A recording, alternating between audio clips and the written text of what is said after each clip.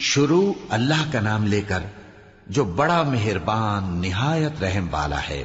الف لام را، یہ ایک پر نور کتاب ہے، اس کو ہم نے تم پر اس لیے نازل کیا ہے کہ تم لوگوں کو اندھیروں سے نکال کر روشنی کی طرف لے جاؤ، یعنی ان کے پروردگار کے حکم سے عزت والے خوبیوں والے مالک کے راستے کی طرف، یعنی اس اللہ کے راستے کی طرف کہ جو کچھ آسمانوں اور زمین میں ہے سب اسی کا ہے۔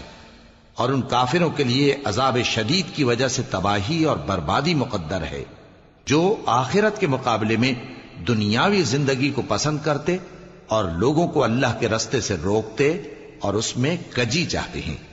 یہ لوگ بڑے دور کی گمراہی میں ہیں، اور ہم نے کوئی پیغمبر نہیں بھیجا مگر وہ اپنی قوم کی زبان بولتا تھا تاکہ انہیں احکام الہی کھول کھول کر بتا دے۔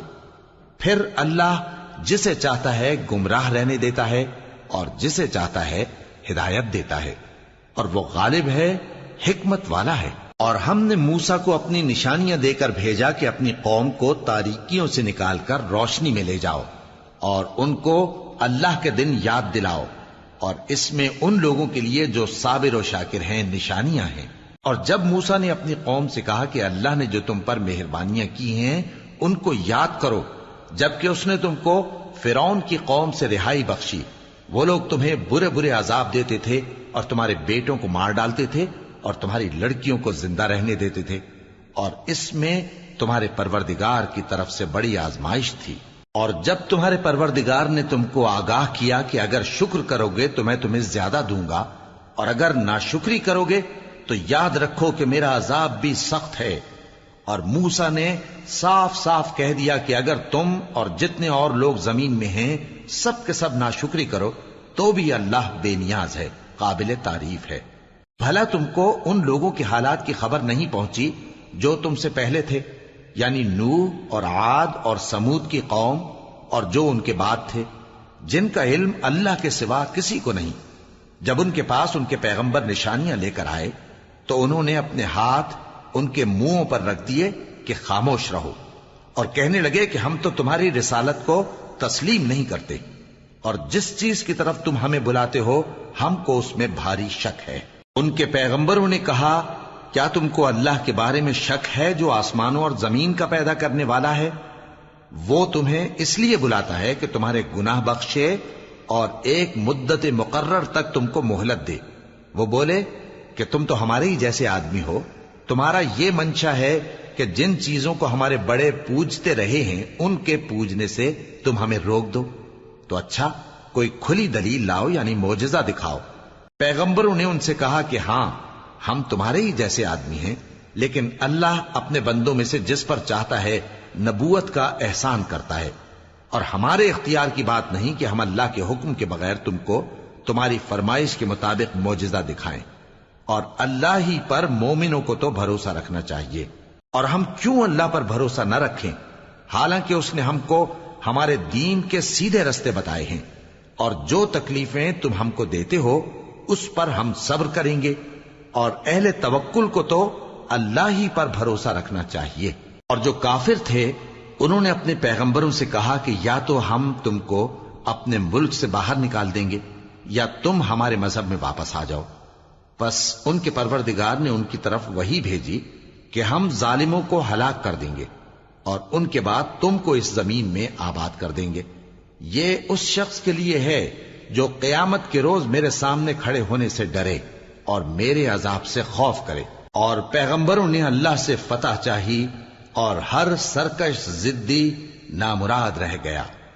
اس کے پیچھے دوزخ ہے اور اسے پیپ والا پانی پلایا جائے گا، وہ اس کو گھونٹ گھونٹ کر کے پیے گا اور گلے سے نہیں اتار سکے گا، اور ہر طرف سے اسے موت آ رہی ہوگی مگر وہ مرنے میں نہیں آئے گا، اور اس کے بعد سخت عذاب ہوگا۔ جن لوگوں نے اپنے پروردگار سے کفر کیا ان کے اعمال کی مثال راکھ کی سی ہے کہ آندھی کے دن اس پر زور کی ہوا چلے جو اسے اڑا لے جائے۔ اسی طرح جو کام وہ کرتے رہے ان پر ان کو کچھ قابو نہ ہوگا۔ یہی تو پرلے سرے کی گمراہی ہے۔ کیا تم نے نہیں دیکھا کہ اللہ نے آسمانوں اور زمین کو تدبیر سے پیدا کیا ہے؟ اگر وہ چاہے تو تم کو نابود کر دے اور تمہاری جگہ نئی مخلوق پیدا کر دے۔ اور یہ اللہ کو کچھ بھی مشکل نہیں۔ اور قیامت کے دن سب لوگ اللہ کے سامنے کھڑے ہوں گے تو غریب پیروکار بڑے بن بیٹھنے والوں سے کہیں گے کہ ہم تو تمہارے پیرو تھے، کیا تم اللہ کا کچھ عذاب ہم پر سے دفع کر سکتے ہو؟ وہ کہیں گے کہ اگر اللہ ہم کو ہدایت کرتا تو ہم تم کو ہدایت کرتے۔ اب ہم گھبراہٹ ظاہر کریں یا صبر کریں ہمارے حق میں برابر ہے، کوئی جگہ رہائی کی ہمارے لیے نہیں ہے۔ اور جب حساب کتاب کا کام فیصل ہو چکے گا تو شیطان کہے گا جو وعدہ اللہ نے تم سے کیا تھا وہ تو سچا تھا، اور جو وعدہ میں نے تم سے کیا تھا وہ جھوٹا تھا، اور میرا تم پر کسی طرح کا زور نہیں تھا۔ ہاں، میں نے تم کو گمراہی اور باطل کی طرف بلایا تو تم نے جلدی سے اور بے دلیل میرا کہنا مان لیا۔ تو آج مجھے ملامت نہ کرو، اپنے آپ ہی کو ملامت کرو۔ نہ میں تمہاری فریاد رسی کر سکتا ہوں اور نہ تم میری فریاد رسی کر سکتے ہو۔ میں اس بات سے انکار کرتا ہوں کہ تم پہلے مجھے شریک بناتے تھے۔ بے شک جو ظالم ہیں ان کے لیے درد دینے والا عذاب ہے۔ اور جو ایمان لائے اور عمل نیک کرتے رہے وہ بہشتوں میں داخل کیے جائیں گے جن کے نیچے نہریں بہہ رہی ہیں۔ اپنے پروردگار کے حکم سے وہ ہمیشہ ان میں رہیں گے، وہاں وہ ہر ملاقات پر ایک دوسرے کو سلام کہیں گے۔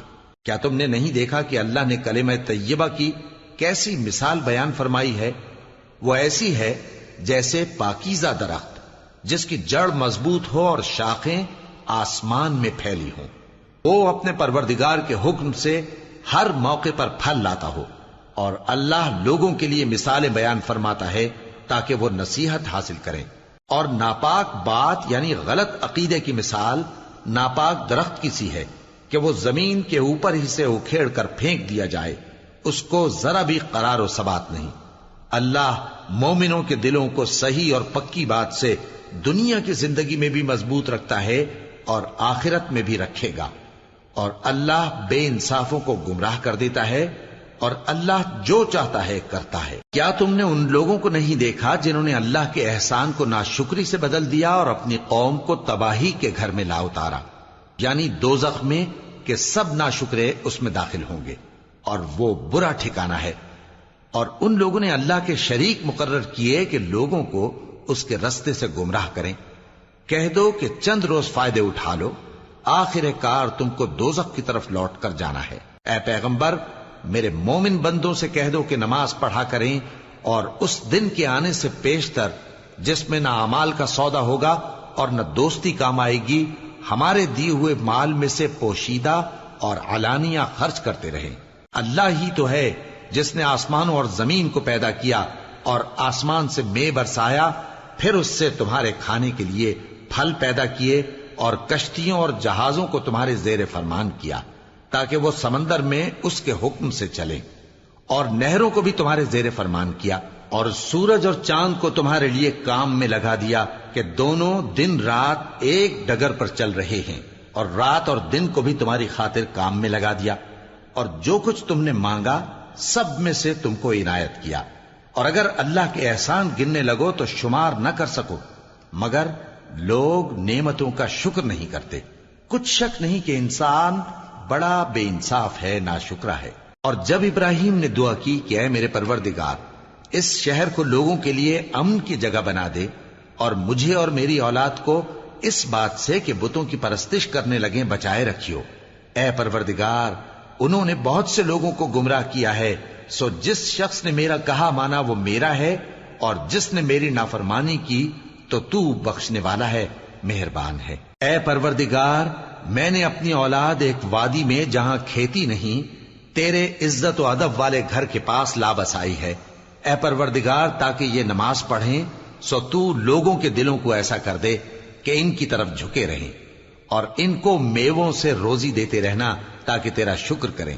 اے پروردگار، جو بات ہم چھپاتے اور جو ظاہر کرتے ہیں تو سب جانتا ہے، اور اللہ سے کوئی چیز مخفی نہیں، نہ زمین میں نہ آسمان میں۔ اللہ کا شکر ہے جس نے مجھ کو بڑی عمر میں اسماعیل اور اسحاق بخشے، بے شک میرا پروردگار دعا سننے والا ہے۔ اے پروردگار، مجھ کو ایسی توفیق عنایت کر کہ نماز پڑھتا رہوں، اور میری اولاد کو بھی یہ توفیق بخش۔ اے پروردگار، میری دعا قبول فرما۔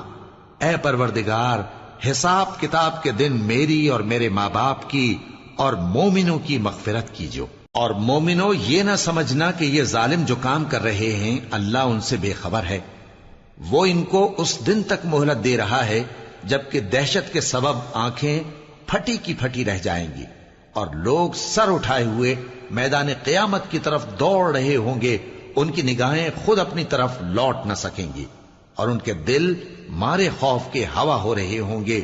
اور لوگوں کو اس دن سے آگاہ کر دو جب ان پر عذاب آ جائے گا، تب ظالم لوگ کہیں گے کہ اے ہمارے پروردگار ہمیں تھوڑی سی مہلت عطا کر تاکہ ہم تیری دعوت توحید قبول کریں اور تیرے پیغمبروں کے پیچھے چلیں۔ تو جواب ملے گا، کیا تم پہلے قسمیں نہیں کھایا کرتے تھے کہ تم کو اس حال سے جس میں تم ہو زوال نہیں ہوگا؟ اور جو لوگ اپنے آپ پر ظلم کرتے تھے تم ان کے مکانوں میں رہتے تھے، اور تم پر ظاہر ہو چکا تھا کہ ہم نے ان لوگوں کے ساتھ کس طرح کا معاملہ کیا تھا، اور تمہارے سمجھانے کے لیے مثالیں بیان کر دی تھیں۔ اور انہوں نے بڑی بڑی تدبیریں کی اور ان کی سب تدبیریں اللہ کے ہاں لکھی ہوئی ہیں، گو وہ تدبیریں ایسی غضب کی تھیں کہ ان سے پہاڑ بھی ٹل جائیں۔ تو ایسا خیال نہ کرنا کہ اللہ نے جو اپنے پیغمبروں سے وعدہ کیا ہے وہ اس کے خلاف کرے گا، بے شک اللہ زبردست ہے، بدلہ لینے والا ہے۔ جس دن یہ زمین دوسری ہی زمین بنا دی جائے گی اور آسمان بھی بدل دیے جائیں گے اور سب لوگ اللہ کے سامنے نکل کھڑے ہوں گے جو یکتا ہے، بڑا زبردست ہے۔ اور اس دن تم گناہگاروں کو دیکھو گے کہ زنجیروں میں جکڑے ہوئے ہیں، ان کے کرتے تارکول کے ہوں گے اور ان کے چہروں کو آگ لپٹ رہی ہوگی، یہ اس لیے کہ اللہ ہر شخص کو اس کے اعمال کا بدلہ دے۔ بے شک اللہ جلد حساب لینے والا ہے۔ یہ قرآن لوگوں کے نام اللہ کا پیغام ہے تاکہ ان کو اس سے ڈرایا جائے اور تاکہ وہ جان لیں کہ وہی اکیلا معبود ہے اور تاکہ اہل عقل نصیحت حاصل کریں۔